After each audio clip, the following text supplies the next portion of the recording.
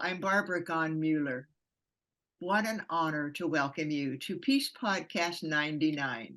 99 people have spent the time telling you how you can bring peace to our planet, a planet that needs you now more than ever. You're listening to peacepodcast.org. You know why? Because we know that happiness, well-being needs mutually assured survival. And the bottom line is peace. With peace on our planet, think of all the resources we can take advantage of. Think of all the people who can live their lives in the normal stream of life, doing the work that they were destined to do. So today, without talking too much about how I appreciate each of you and how each of you are spending your own life, maybe helping others become peaceful. Maybe it's something that you know that you can do, but you need Maver, our guest today, to inspire you to take action. She's going to tell you about how to use your voice to make sure that your voice is in well, I'm not going to tell you what, but be sure your voice is there. She's going to explain something to you that she has on her desk. This is Maver, and I cannot tell you what a pleasure it is to welcome Maver. Welcome, Maver. Oh, thank you, Barbara. It's my great joy to be here with you and Robert. I see him behind you there. I always have him over my right shoulder as I do the work for peace. And he's brought me so much pleasure and so much peacefulness because I know I'm on the path of my destiny. And when Yes. you feel that, Dot, then you feel like, okay, whatever comes my way, I can handle it. And that's what I want to tell you about today. As I introduce Dot, how did she handle all the opportunities that came to her? Let me just introduce her for about 3 or 4 seconds because I could go on and on and on, but let's just start with the basics. She's an educator, a peace builder, and she inspires cooperation on behalf of the common good. Think of those words, common good, then go backwards to cooperation. I am of the opinion that when you form a group of people who are like-minded and you work together, you can go much farther. My little granddaughter, when she was about 6, said, Grandma, what I discovered? I can go faster by myself as I write my papers. But when I work with somebody, we both come to the same conclusions. And I thought, gee, she's pretty smart for 6. So that cooperation is key to our future. We have to work together. Find people who agree with you. But I'm also going to tell you about the Global Silent Minute. Yesterday, I was on a Zoom harp meditation. I monitored my heart, and it was so automatically rhythmic and so on time. I didn't skip a beat. And I said, what's going on here? Usually my heart, when I do my little oximeter, it goes up and down, but not when I was meditating. My heart was on an even keel. So we want to show you how you can have a global silent minute every day, and it's going to be on December 9th this year. And December 21st. Oh, that was an old flyer I looked at. December 21st. It's our annual. This is the 4th annual Global Silent Minute. You see, December 21st, it gives us plenty of time to get ready for a Global Silent Minute, which I hope you'll give us a little bit of a preview about. Well, why don't you do right now? What is a Global Silent Minute? So the Global Silent Minute is inspired by the Big Ben, the original Big Ben Silent Minute, which occurred at 9 p.m. GMT. Started in London when London was being bombed during World War II. And every night, the Parliament got on board, Churchill got on board. Wellesley Tudor Pole is the one who founded it, had the idea, because in 1917, he was on a battlefield with a colleague, fellow soldier, just outside Jerusalem. And his fellow soldier said to him, Wellesley, I am not going to survive this war. And I have had a vision of an even greater war that is coming on land, sea, and air. You will survive. You must do something to invite all of us from the other side of the veil, for there is an army of goodwill waiting to assist humanity but they can't impose their will. So humanity has to invite that assistance from the other side of the veil. And it took 23 years. And then that with Wellesley Tudor Pole, remembering this, thinking about this. And in 1940, you got the Big Ben Trust, BBC Radio, Churchill and the others, and even FDR, the President Roosevelt here in the US, supported. And every night at 9 p.m., BBC would ring the bells of Big Ben and go radio silent around the world for 1 minute, the same exact minute. And we know that when just two thoughts are concordant at exactly the same moment, it increases the power by 7. Can you imagine, Barbara? Millions of us, millions and millions of us around the world, the exact same moment, the 21st of December at 9 p.m. GMT, that's 4 p.m. New York. And the call, we do it every day, actually, throughout the year. We have for 4 years, but the annual calls on everybody to focus together for that 1 minute. And this year's theme is reorient to truth through silence. At the end of World War II in 1944, a German officer was being questioned. And they asked, why do you think Germany lost the war? And he said, the British had a secret weapon. I believe they called it the silent minute. We didn't know how to counter it. So the global silent minute today, just as the Big Ben silent minute helped bring an end to World War II, the power of silence is greater than we know. Our global silent minute today, every day we invite those on the other side of the veil to join us, and we call for global cooperation, peace, and freedom. And then on the 21st of December each year, we have a theme. And again, this year, we all join our thoughts, invite everyone from the other side of the veil. I so often think of my grandmother. What a powerhouse, right? And Robert, we invite Robert and Avon and everybody from the other side of the veil to join us as we hold a shared exact minute of reorient to truth through silence. Thank you for sharing that powerful way that we can bring harmony and end war. That is such a powerful and simple explanation. And when he said we didn't know how to combat the global silent minute, think about the power of our united thought. You're saying here that you want to inspire cooperation on behalf of the common good. I never really thought of how we could invite the unemployed saints to help us, because they're up there waiting for us to ask. Yes. Yes, an army of goodwill. So, and we need to invoke that. That's our job. Once we invite and invoke that, we can anticipate an evocative response. And so for us who focus with Global Silent Minute all the time, you're absolutely right. It's coming together for that one exact same minute with the same intention, both sides of uniting our hearts across distance, both sides of the veil.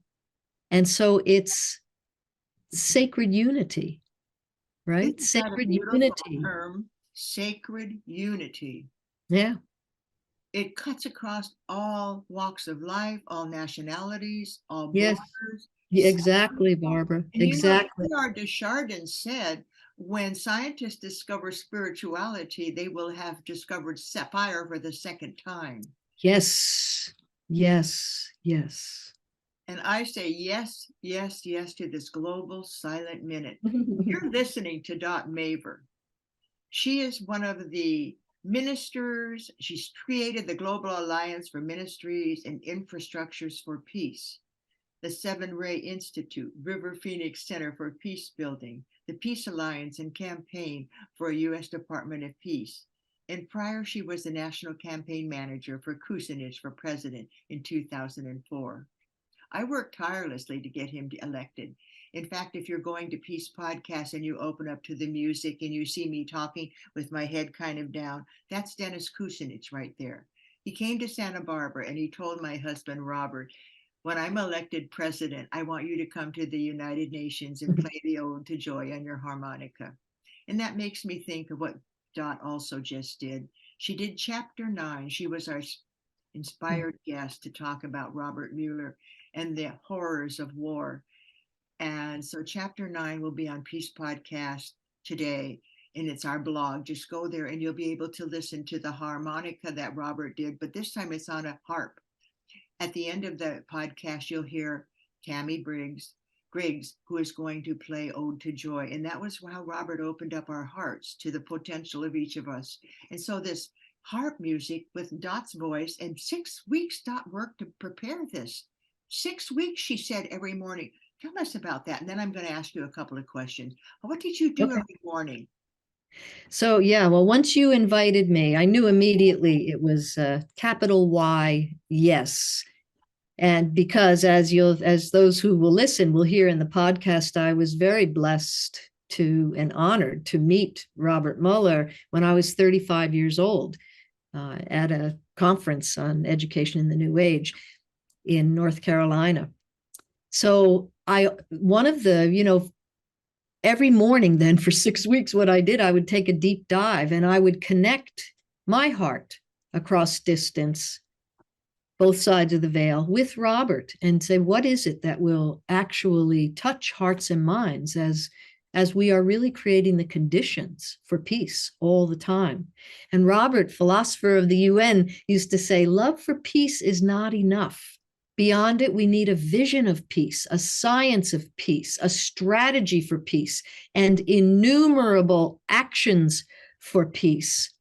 And so that has always inspired me also.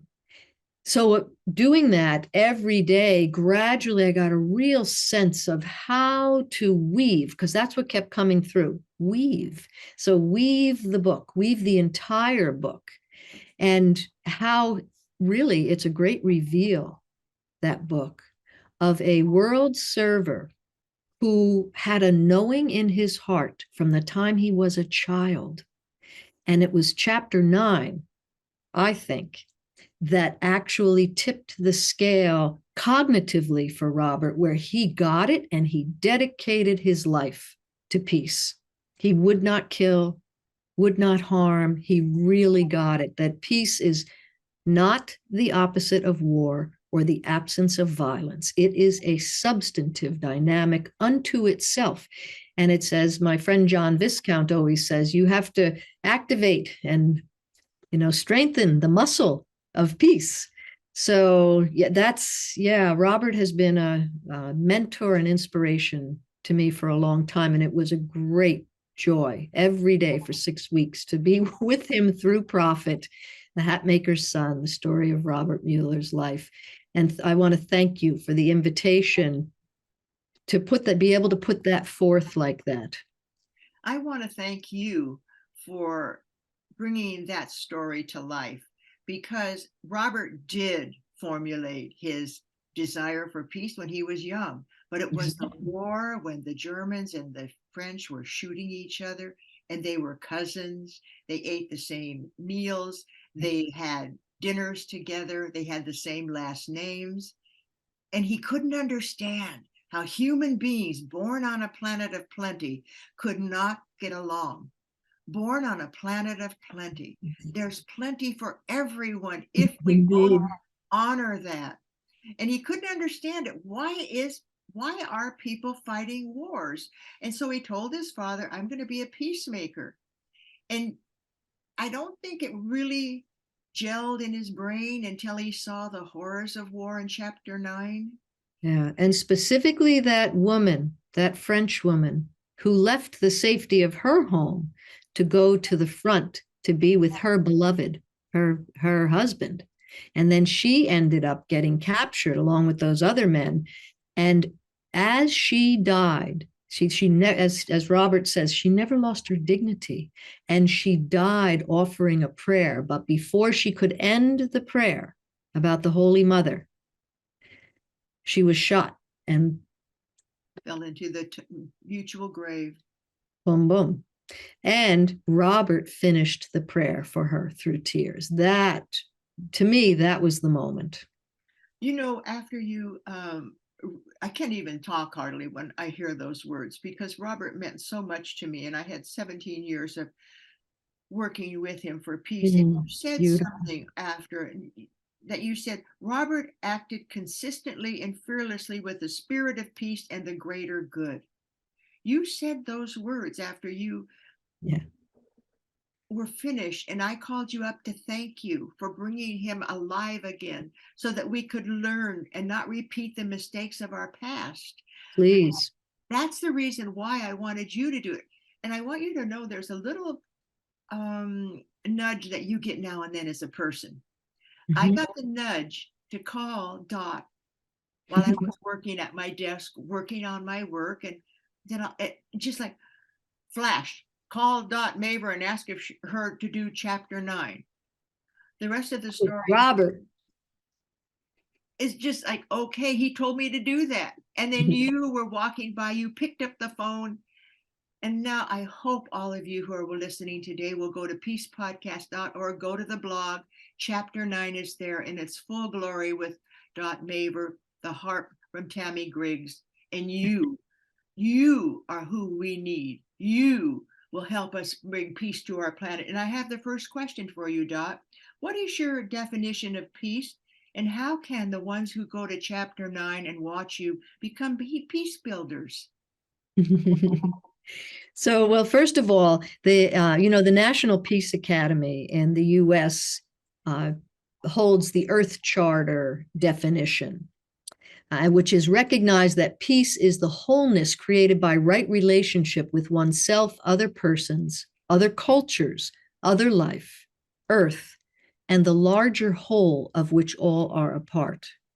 So my definition that I have used for years, and in large part inspired by Robert and Ambassador Chowdhury and others who I've been graced to journey with, is peace is living in right relationship with self, others, and all life. And because it seems to me that right relationship is the key, Barbara. And how can we make a difference? How can we become peace builders? Sometimes I think we think this is a cliche, but it's not. Remember when Gandhi said, be the peace you wish to see in the world? That's the truth. Thich Nhat Hanh. Be peace. We, Dalai Lama, everyone's saying the same thing. The livingness of peace comes from in here, comes from us. So my every thought, your every thought, our every word, our every action, may it be peace filled. And again, that's not about stopping war. That's not about even ending violence. That will happen, just like Buckminster Fuller says, when we don't try to fix the broken system, when we actually build something that is aligned with spirit and what we want. And so that has been my work forever. I always say there's a fire raging over here. I mean, we have enough violence and abuse and horrors on the planet. Oh my goodness gracious. And war and anger and bullying, you could name it, name it, name it. But over here, what is it we actually want? What does peace look like? Give me some kindling for that. Let's build that fire together, because fire burns everything but itself. And so it's all about the fire of love. Oh my goodness. Oh my goodness. Have you heard anybody more eloquently explain how peace is that? What it Robert, only Robert. Peace is a relationship. And It people is. say to me, and I'll tell you a little secret. When I met Robert, I didn't know who he was. He came to a La Casa Invitational, but he did write something on the letter when he said he would attend. He said, I will attend with enthusiasm. And I've always had that little spark of enthusiasm, which means with God. And so I've always been enthusiastic no matter what I was doing, because I felt like I'm here for a reason. And I would enthusiastically put the candy together when I was working in a dime store, Cresses, or Nice. sweeping the floor if I was a housekeeper and as a teenager because I wanted a new pair of shoes, whatever. But I would always do it with enthusiasm. And so Robert wrote that down, and I said, I got to get to meet this man who said, I will attend with enthusiasm. He was in Costa Rica. And Oh, we were like, University of Peace. University for Peace, exactly. And we were like two magnets. You are be who you are, because the right people will show up in your life. When Exactly. you are who you are, when you are that peace that other people may need, they are attracted to it. Peace is contagious. Did you notice that? I do notice that. And it's what we really want. We really don't want war. We really don't want violence.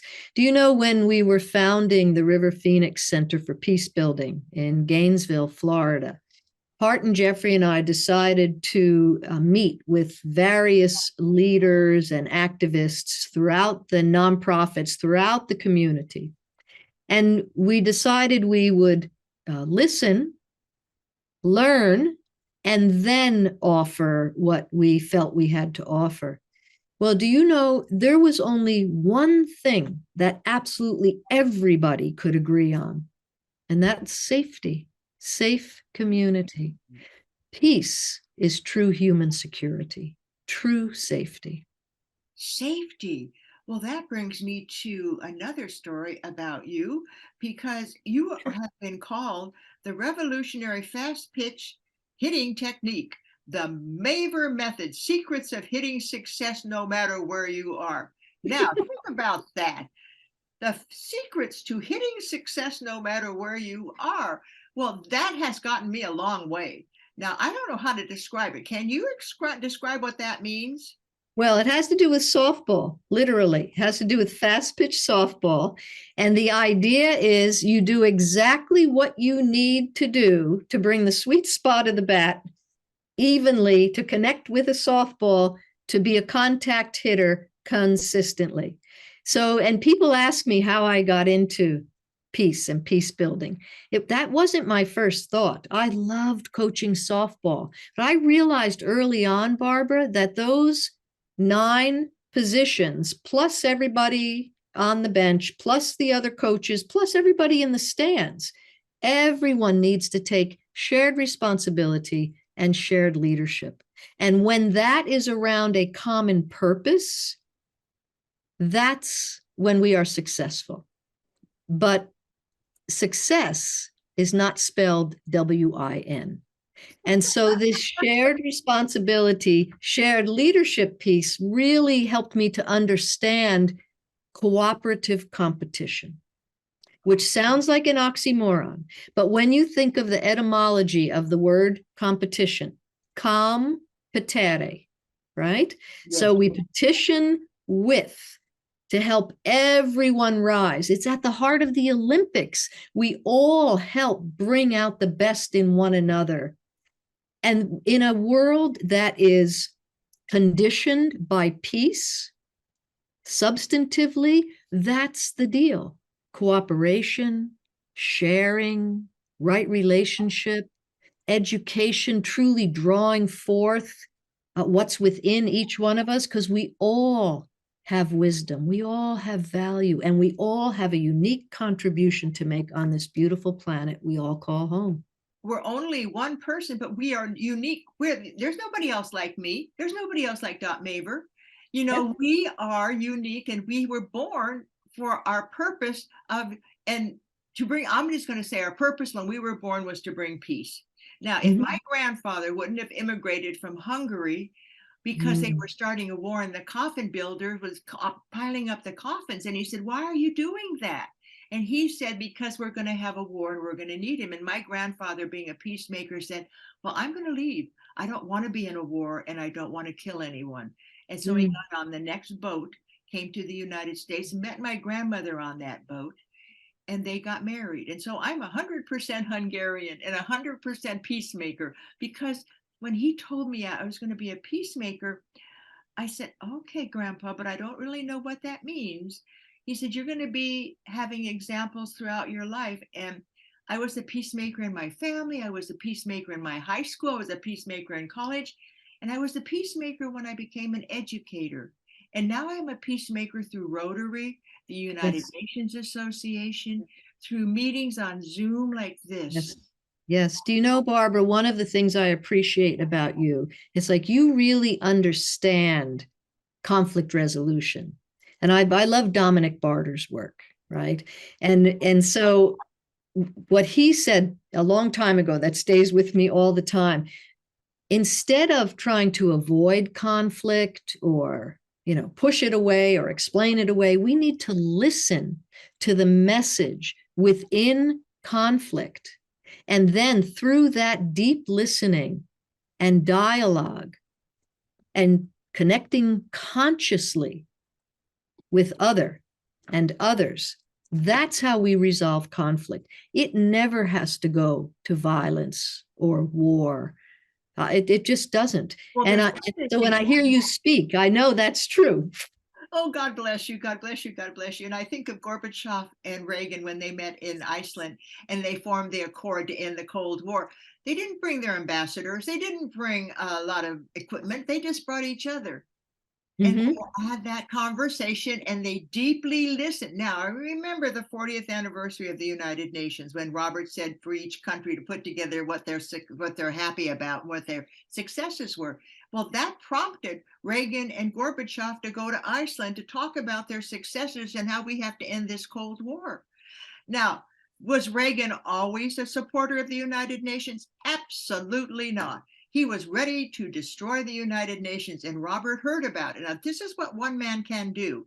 And so he asked Peter Stewart of Thanksgiving Square in Texas to go to France. I don't know where he went, but he picked up something that was done by Norman Rockwell, and then he took it to a stone maker and a mosaic maker, and they made this gorgeous picture of people talking to each other, and they presented it to Reagan to present to the United Nations to Beautiful. make him a hero. Now, this didn't happen until his wife, Mrs. Reagan, got in touch with it wasn't Mrs. Houghton, it was Perez de Cuellar, Mrs. de Cuellar. And she said to Ronald Reagan, "You can't get rid of the UN. I like Mrs. de Cuellar." And Ronald Reagan said, "Well, I'm going to give them a gift." And she said, "Let's have a celebration." You see how he twisted that around? Well, I think Robert understood, as many of us do, what Plato understood when he said, "It is beauty that will save the world."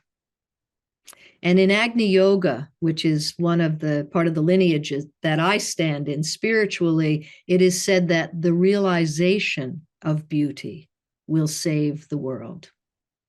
Gosh, you're going to make me cry twice already because I have always said, beauty, make yourself, look at you, look at the beauty in you as it shines through your eyes, it shines through who you are. I've always felt that this human body is an example of how we can make it beautiful.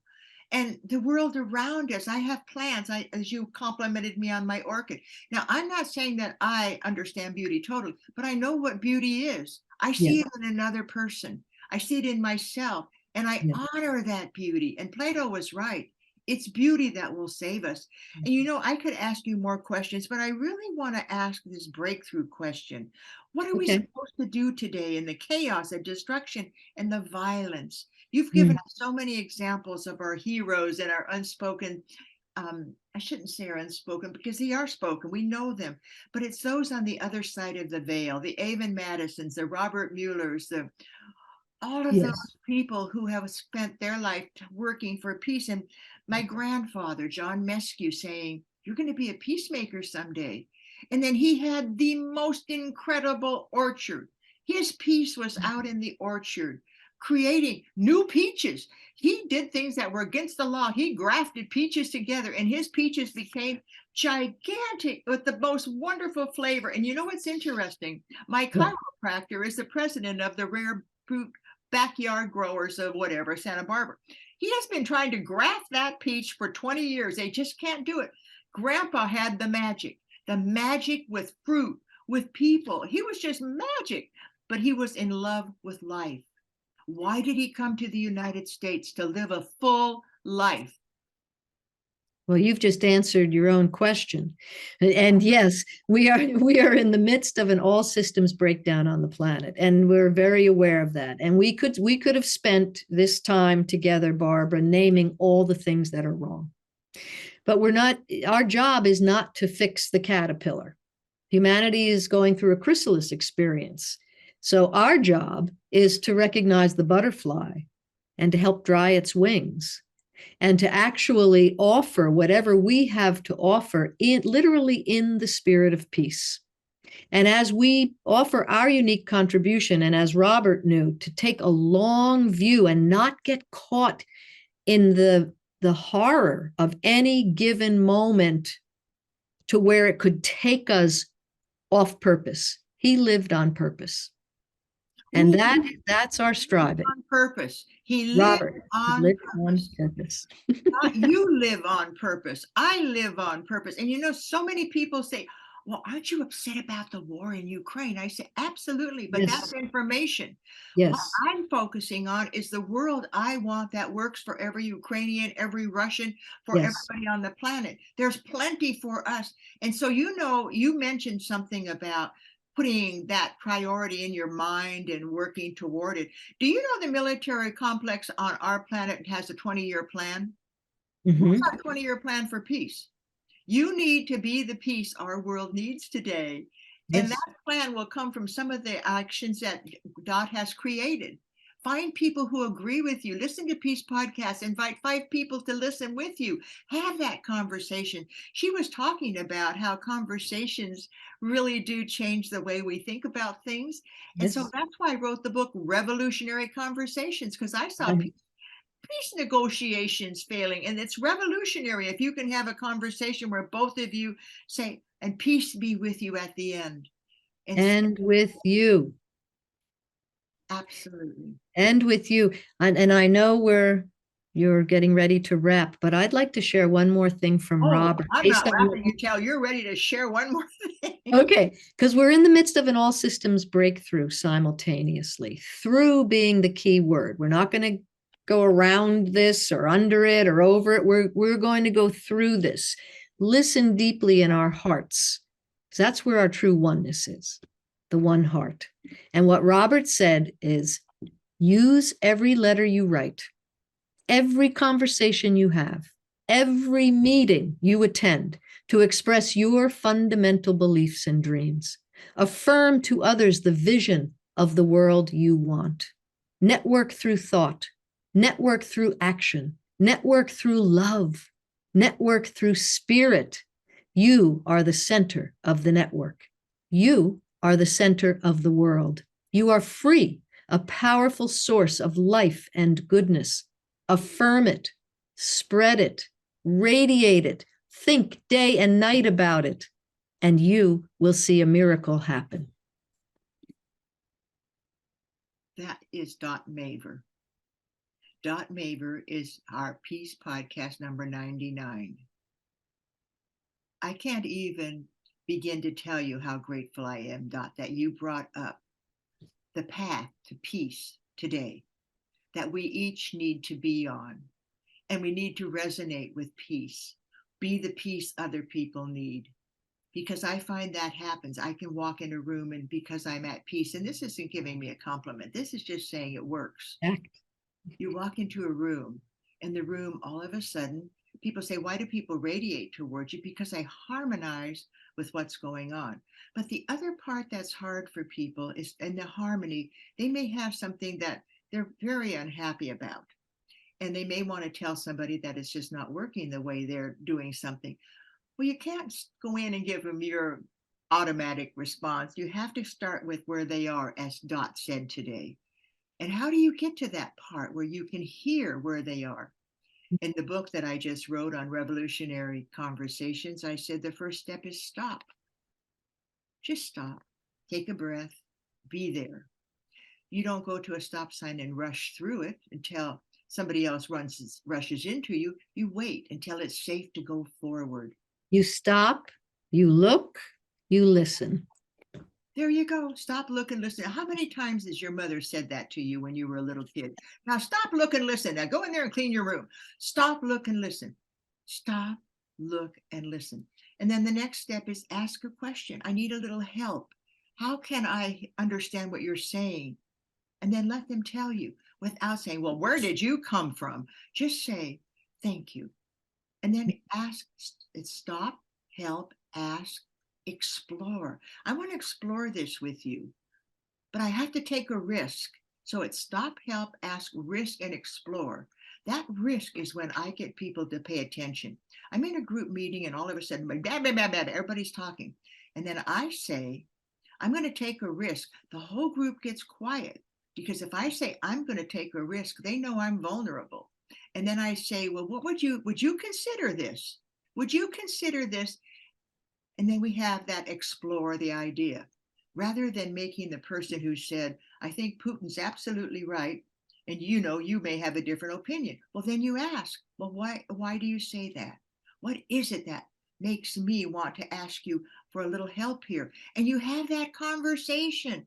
And that's why we have Dot today, to have a conversation about what could make this world work for all, bring peace to our planet, a planet of plenty, which needs plenty of peace, right, Dot?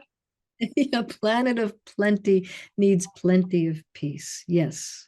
Simple Yes. language, a perfect planet. Robert always called it a paradise. There's so many P words. He said, you were born in paradise. Why are you destroying the paradise? Why? But he didn't say why so much as he said, here's how to save it. He always had some answers. Here's how to save it. Let's go work with the United Nations. Let's work with Antonio Guterres, our Secretary General, who said, we're in a five alarm fire, and we need plenty of good actions to put out the fire. And then I want you all to think about the peace our world needs. And so, you think of these words, these great people who have been elected to official office. If they do something you like, write them a note, send them a text. That's Have right. a conversation. Don't be the quiet person. You be the one that does what Dot said. Use your voice. Exactly, because spirit doesn't work in reverse. Spirit takes us forward. So, yeah. And I wonder if what that means for our audience. Spirit doesn't work in reverse. Spirit takes us forward. Talk about that for about a minute, and then I'm going to say what I need to say. But please, spirit takes us forward. Yeah, spirit only and ever is evolutionary, not regressive. And so it's like water flowing, right? Think of that. And spirit. And it's very difficult to force the water to flow the other way. In fact, you can't in a large body of water. You just river. Think of a river. Exactly. And so when we attune with spirit, because another thing Robert understood is that we are spiritual beings having a human experience, not the other way around. He got it. This separative thinking, these separative attitudes on the planet right now, that's not aligned with our human destiny, which is peace. It's not aligned with where we are headed. In fact, where we already are once we step into the oneness of that. So that's what I mean by that. And I'd like to offer, as you get ready to say the final, I'd like to offer these 6 lines that invoke the spirit of peace. Let the forces of light bring illumination to all humankind. Let the spirit of peace be spread abroad. May all those of goodwill everywhere meet in a spirit of cooperation.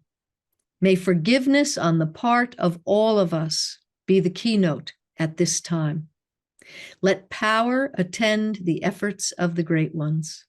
So let it be, and help us to do our part. And help us to do our part. And with that, I say we have now uncovered the path to peace. And I want to offer the fact that it is done, it is here, and we are the recipients of the joy of Dot Maver today, recipient of the words spoken by Robert Muller, recipient of the words spoken by so many of our people on the other side. And I'm going to end with a little thing that I have on my peace pole in the backyard. May peace prevail on earth. And may peace prevail with each of you. And know that you are here by design. You opened up this Peace podcast because your intuition said, today I need a little inspiration. And I'm going to listen to Dot Maver. And I hope that you will share with me your responses to Dot Maver and how you are working for peace. I will put it in my newsletters, in my magazine. I have Peace Community Magazine. So go to peacepodcast.org and look at Dot's wonderful interpretation and understanding of Chapter 9 of Prophet. Listen to Dot Maver with a friend, or maybe have a meeting where your friends get together, because you have a lot of like-minded friends. So bring those people together and listen to Dot Maver, and then have a conversation about enabling you to understand how you have the power to bring the peace to our planet. With that, I thank you. Thank you, Dot Maver. Thank you, Barbara. Gratitude. And great gratitude for you and your wisdom. She's a wisdom keeper, and I want you to remember that wisdom begins with each of us as peace begins with each of us. It's the harmony inside. And as you attract, notice that what you're attracting, because that says who you are. I love you.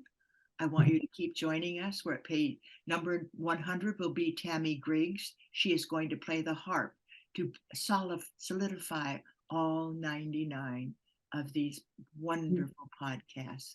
So I bless you again, and keep watching us. We're going to start 100 in the next month, in the new year. And so bless your heart again, Dot. What an honor to have you on this podcast. Thank you so much, Barbara. Peace be with you. And I have one final word. As I say, peace be with you too, Dot. We are going to put 4 websites on Dot's text. I want you to know about the 1 Minute for Peace on December 21. And I will put several other websites also. So with that, I say, bless you for joining us. My enthusiasm for you knows no bounds. And I want you to know peace is possible. And it begins with you. This is Barbara Muller saying thank you for joining us.